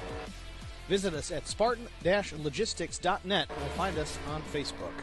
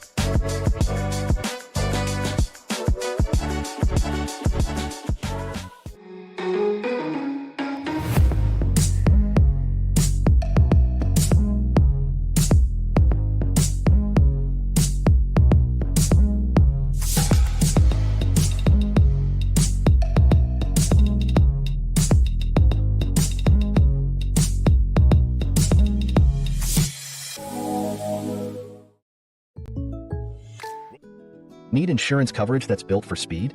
Frank Yea's office in South Charleston has your back. Whether you're blazing down the highway, protecting the home you've built, or setting up a legacy for your family, we've got the coverage you need. Auto, home, life, fast, simple, and made for you. Scan the QR code on your screen now to explore all our services and start a free quote today. Lock it in, save it for later, or call us at 304-744-7700 to get started.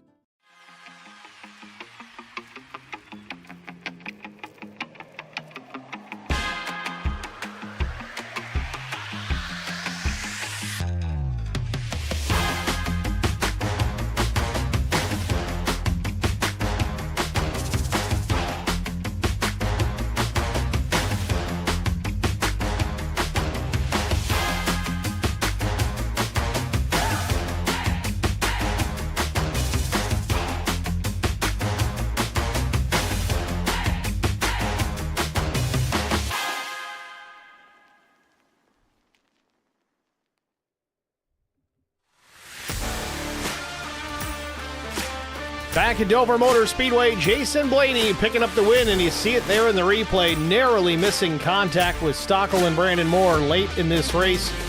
Survives, started second, drove it up to the race win. After being a little bit deep into that top 10 for a little while, but short fuel tanks for Raymond Hanneman gave him an opportunity. Took the lead here late and drove it to victory. Let's see if we can get a word with our race winner, Jason Blaney.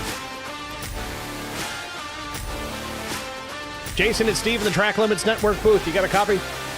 I got you, Steve. Jason, congratulations, man. Outside pole, but the important part, you finished this thing in P1.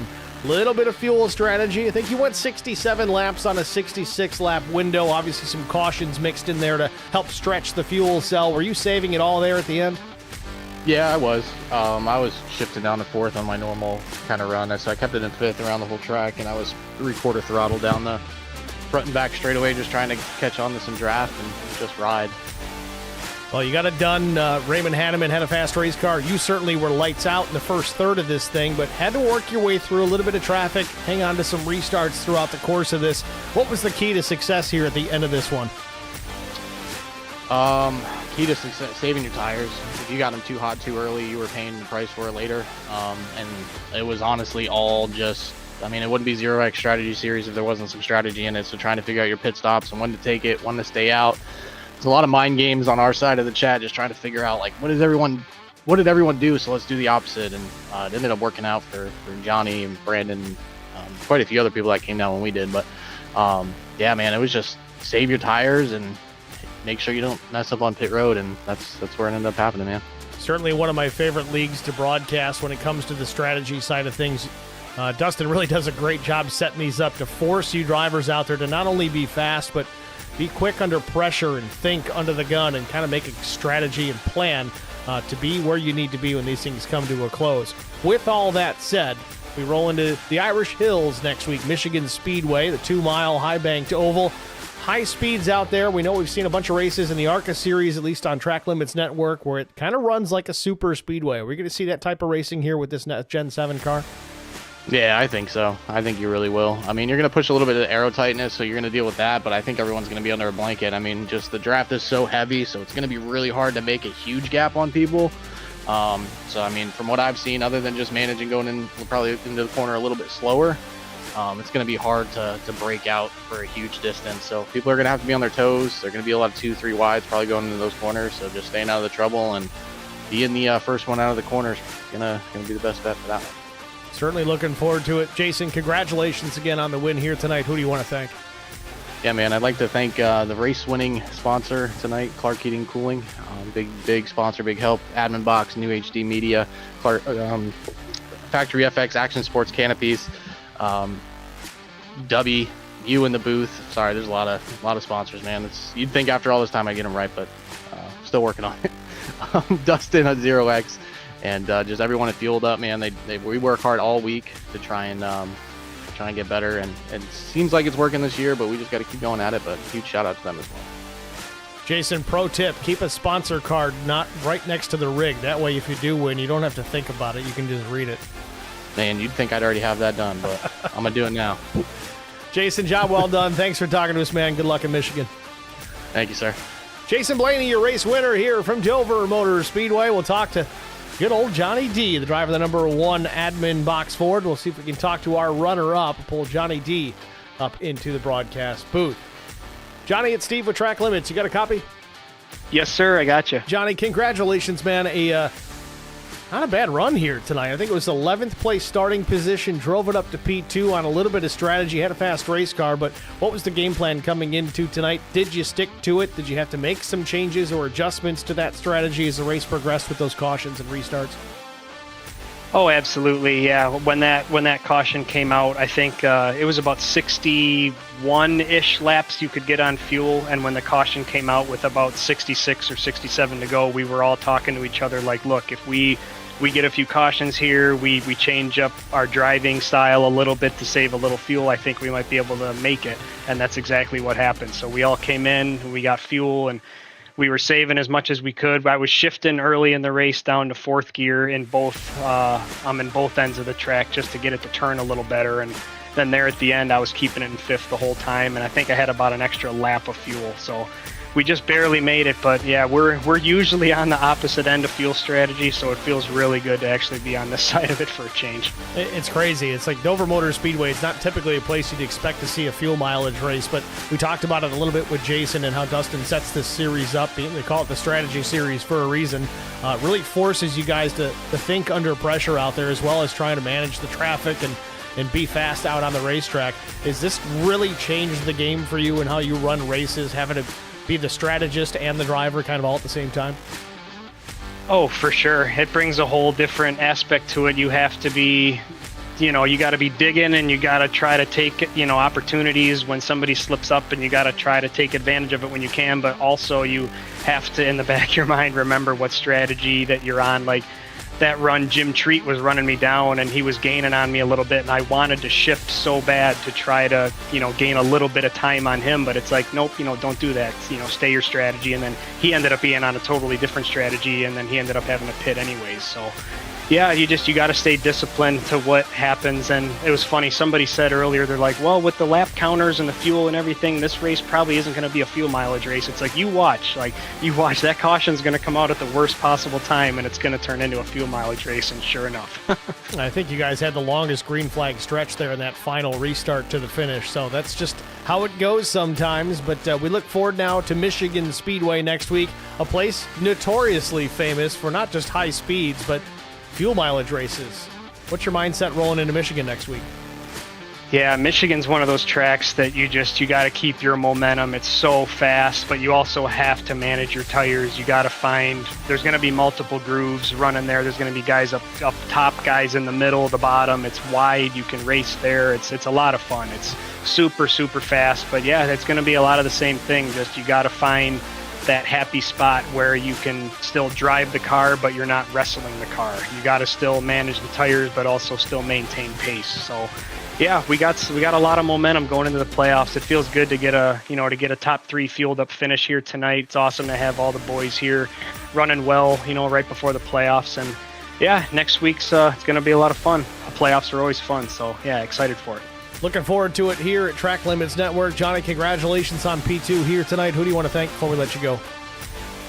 Thank you, Steve. Your broadcasts are absolutely second to none. I mean, everybody here will say that. I mean, just look at the quality of your broadcast that you bring every single week. So we thank you to everybody, and everybody over at Track Limits Network, and everybody at ZeroX, Dustin, for putting this up, and all the admins, sponsors, Admin Box, Clark Heating and Cooling, New HD Media, Action Sports Canopies, Factory FX, all the boys at Fueled Up. We've been practicing a lot. We practiced a lot for this week, and it showed up. I mean, we were top 5, top 6. All of us were fueled up there for a while. So it just shows that when you work hard and when you put a little bit of practice, I mean, it really pays off. So love being with the Fueled Up boys. Love my family, my wife, all my family and friends that watch every week. And yeah, should be fun next week at Michigan. All right, Johnny. Again, job well done. Thanks for talking to us and the kind words. Good luck next week. Thank you, buddy. Appreciate it. Johnny D, your runner-up here at Dover Motor Speedway. Next, we'll talk to the driver, the number 3, a very fast Brandon Moore.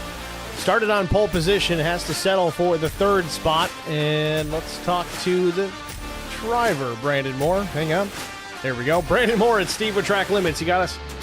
Yeah, we got you. Brandon, congratulations, man. Pole position, lightning fast in the qualifying session, but have to settle for a third-place finish here tonight. Want to go back and talk about that final restart of the race. I think it was the end of the first lap, or kind of there in that vicinity. You got tangled up with somebody out there. Didn't catch exactly who it was, but the car got crossed up sideways. A whale of a save, but lost a bunch of track position. You really had to work hard to make your way back through. What exactly happened on that restart to put you back in the pack? I think it was just a racing deal.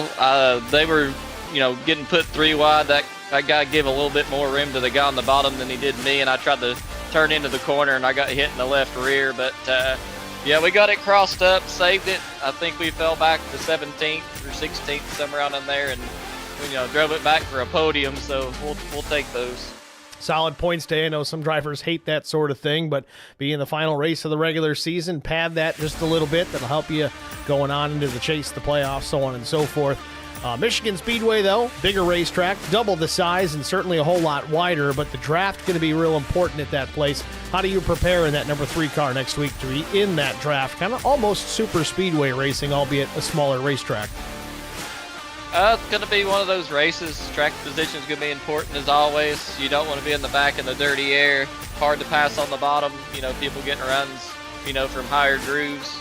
And then going to need to practice the dirty air. Keep your nose clean. And then fuel mileage may play a factor. And we'll see if it does again like it did this week. All right, Brandon. Well, job well done here tonight, man. We're going to let you go, but is there anybody you want to shout out to?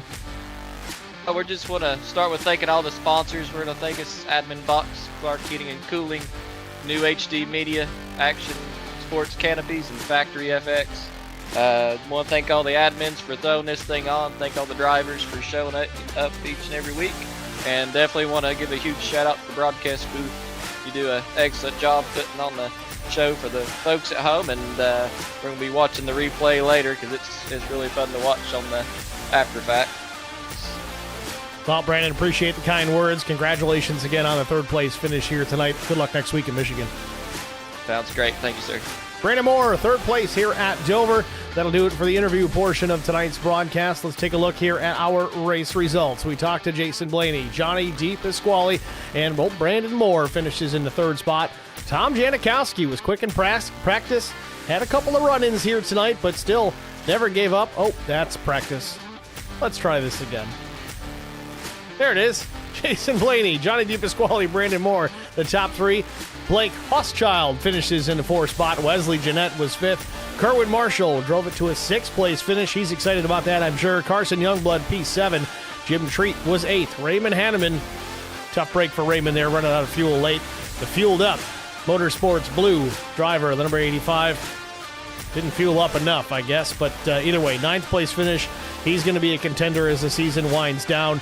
Tom Janikowski was 10th. Scott Stockel finishes in the 11th spot. Matt Sisler somehow salvaged out of this night a 12th place finish after burning a set of tires when he didn't need to. A strong run, sticking with things for Matt Sisler. 13th was Nathan Line. 14th place was Vincent Short in the number 15. Austin Walton was 15th. Tommy Pulte was 16th. Ken Lowry, 17th. 18th place was Jackson West. 19th, Chris Pieria. Juan Linares finishes 20th. Darren Jones, 21st. Jason Aranchak, 22nd. Mike Thorne was 23rd. Chris Stange, a contender with a late race incident, got into the fence, damaged his race car. He'll finish 24th, 22 laps down. Chris Cornett was 25th. Ben Smith was 26th. And Don Canwright finishes out last in the 27th position, 102 laps down. That'll do it for us here at Track Limits Network from Dover Motor Speedway. Thank you guys all for tuning in here tonight. We really do appreciate it. This was a fun one. I was nervous about it because, man, we have been having problems the last couple attempts at trying to go live. In fact, we've had to boot a couple of tape-delayed broadcasts just because it wouldn't work.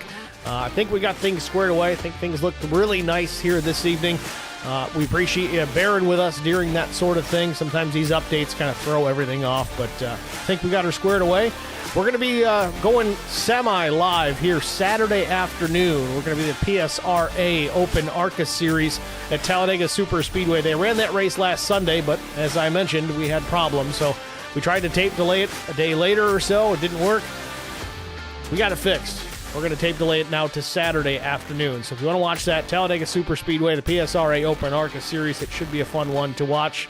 Carnage, always on tap at the Super Speedway. So tune in for it if you're interested. If not, we'll be live again from Watkins Glen International, the PSRA Open ARCA Series Sunday night. That is their regularly scheduled night. Mondays are still off.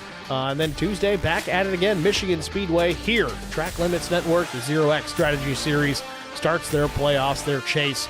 It's going to be a fun one. So tune in for it. Thank you guys all for being in the stream chat. As always, you guys are rock stars out there in the chat every single week. I do appreciate that more than you'll ever know. Keep it up. Maybe bump that up. Get your friends in here to watch these things, and we'll do more of the same next week. With that said, I'm Steve Singer with Track Limits Network, congratulating Jason Blaney on the win here at Dover. The last war 150. Thanks for watching, guys. Have a good night.